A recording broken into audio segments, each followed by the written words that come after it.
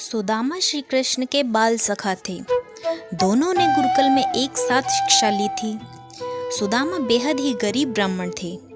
उन्हें खाने के लिए भिक्षा का सहारा लेना पड़ता था, क्योंकि वह सच्चे ब्राह्मण थे। इसीलिए वह केवल 5 घरों से ही दिन भर में भिक्षा मांगा करते थे। जितना मिलता उसी में अपना और परिवार का भरण पोषण किया करते थे। यह भिक्षा उनके लिए पर्याप्त नहीं था, अर्थात उनका और परिवार का पेट ठीक प्रकार से नहीं भर पाता था। इसी भिक्षा से अतिथि सत्कार भी हुआ करता था।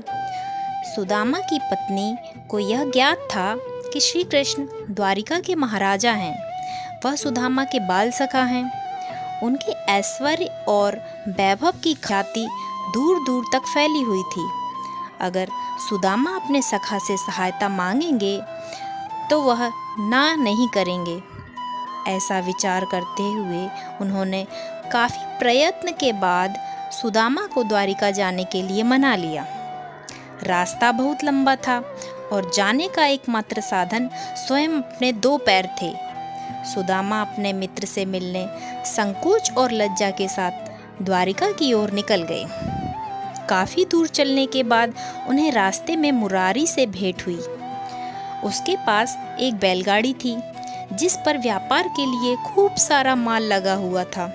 मुरारी ने सुदामा को अपने साथ द्वारिका चलने के लिए मना लिया। दोनों बैलगाड़ी पर सवार होकर द्वारिका की ओर चलने लगे। रास्ते भर मित्र की भांति मुरारी सुदामा के साथ हंसी ठिठोली करता रहा। द्वारकाधीश उसके मित्र हैं, इस पर भी उसका उपहास करता था, किंतु सुदामा उसकी बातों पर जरा भी क्रोध नहीं करता।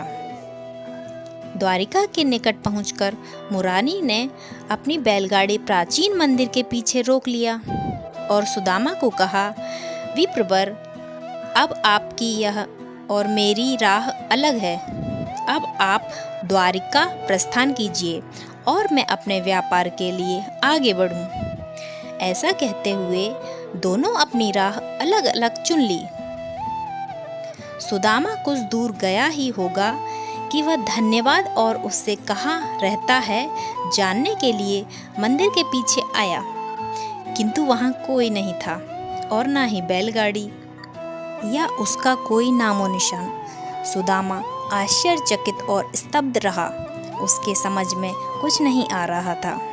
अभी वह एक क्षण पहले मुरारी के साथ बातचीत कर रहा था, दूसरे क्षण वहाँ कोई नहीं है। वह समझ गया यह सब अवश्य ही उसके मित्र छलिया श्री कृष्ण की कोई लीला होगी। वास्तव में ऐसा ही था। जब दोनों की मुलाकात हुई तो मुरारी की घटना पर दोनों मुस्कुरा रहे थे।